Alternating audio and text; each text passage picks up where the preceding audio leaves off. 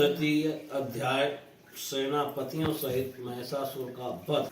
जगदम्बा के श्री अंगों की कांति उदय काल के सहस्त्रों सूर्यों के समान है। वे लाल रंग की रेशमी साड़ी पहने हुए हैं। उनके गले में मुंड माला शोभा पा रही है। दोनों स्तनों पर रक्त चंदन का लेप लगा है। वे अपने कर कमलों में जप, मालिका, विद्या और अभय तथा वर नामक मुद्राएं धारण किए हुए हैं। तीन नेत्रों से सुशोभित मुखारबिंद की बड़ी शोभा हो रही है। उनके मस्तक पर चंद्रमा के साथ ही रत्नमय मुकुट बंधा है तथा वे कमल के आसन पर विराजमान हैं। ऐसी देवी को मैं भक्त पूर्वक प्रणाम करता हूँ। ऋषि कहते हैं, दैत्यों की सेना को इस प्रकार तहस नहस होते देख महादैत्य सेनापति चिक्षुर क्रोध में भरकर अंबिका देवी से युद्ध करने के लिए आगे बढ़ा। वह असुर रणभूमि में देवी के ऊपर इस प्रकार बाणों की वर्षा करने लगा जैसे बादल मेरुगिरी के शिखर पर पानी की धार बरसा रहा हो। तब देवी ने अपने बाणों से उसके बाण समूह को अनायास ही काटकर उसके घोड़ों और साथियों को भी मार डाला। साथ ही उसके धनुष तथा अत्यंत ऊंची ध्वजा को भी तत्काल काट गिराया। धनुष कट जाने पर उसके अंगों को अपने बाणों से बींध डाला।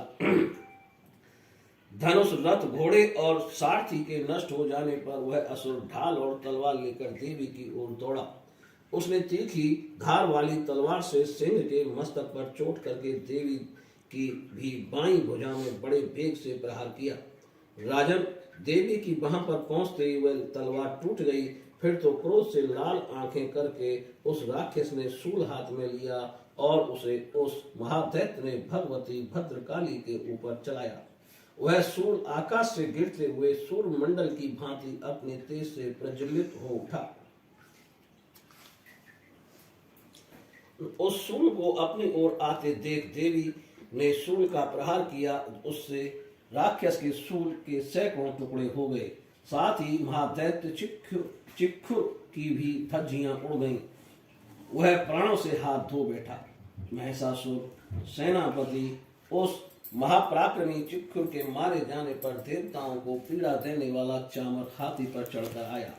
उसने भी देवी के ऊपर शक्ति का प्रहार किया, किंतु जगदम्बा ने उसे अपने हुंकार से ही आहत एवं निष्प्रभ करके तत्काल पृथ्वी पर गिरा दिया। शक्ति टूटकर गिरी हुई देखकर चामर को बड़ा क्रोध हुआ। अब उसने शूल चढ़ाया, किंतु देवी ने उसे भी अपने बाणों द्वारा काट डाला। इतने में ही देवी का सिंह उछलकर हाथी के मस्तक पर चढ़ बैठा और उस दैत्य के साथ खूब जोर लगाकर बाहु युद्ध करने लगा। वे दोनों लड़ते लड़ते हाथी से पृथ्वी पर आ गए और अत्यंत क्रोध में भरकर एक दूसरे पर बड़े भयंकर प्रहार करते हुए लड़ने लगे। तदंतर सिंह बड़े वेग से आकाश की ओर उछला और उधर से गिरते समय उसने पंजों की मार से चामर का सिर धड़ से अलग कर दिया।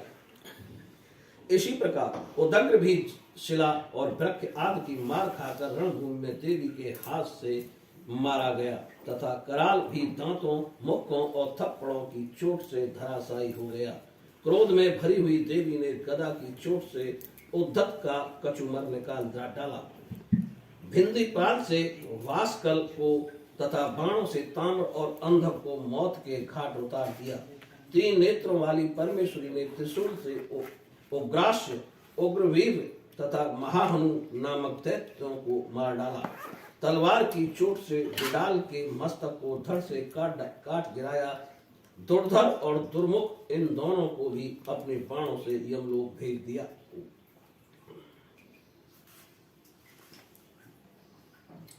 इस प्रकार अपनी सेना का संहार होता देख महिषासुर ने भैंसे का रूप धारण करके देवी के गणों को त्रास देना आरंभ किया।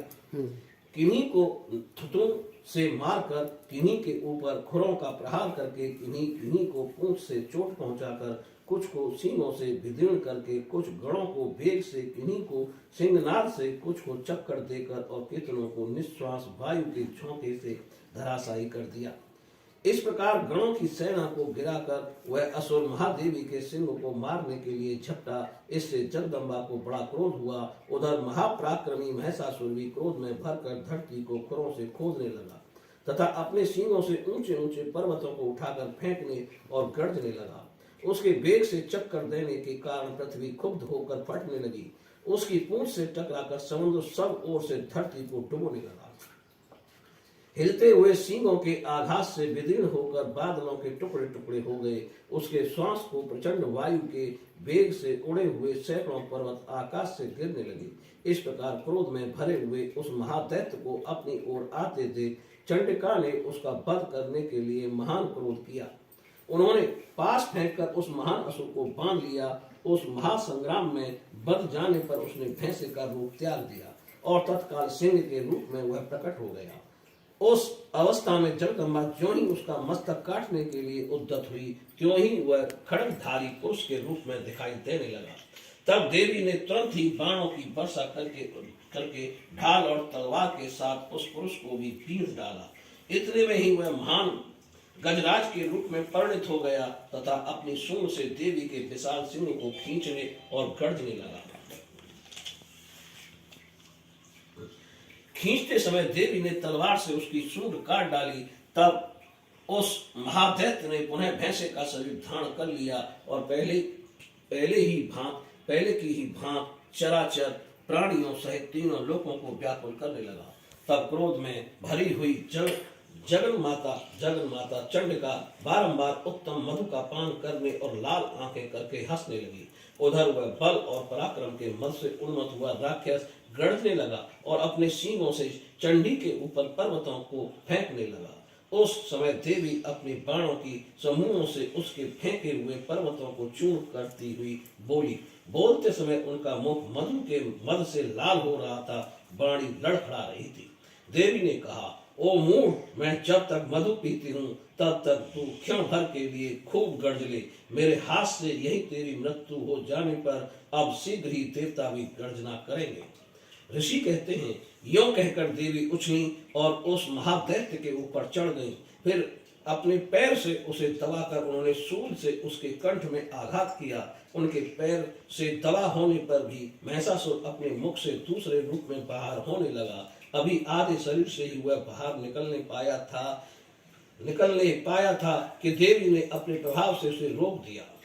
आधा निकला होने पर भी वह महादैत्य देवी से युद्ध करने लगा। तब देवी ने बहुत बड़ी तलवार से उसका मस्तक काट गिराया। फिर तो हाहाकार करती हुई दैत्यों की सारी सेना भाग गई तथा संपूर्ण देवता अत्यंत प्रसन्न हो गए।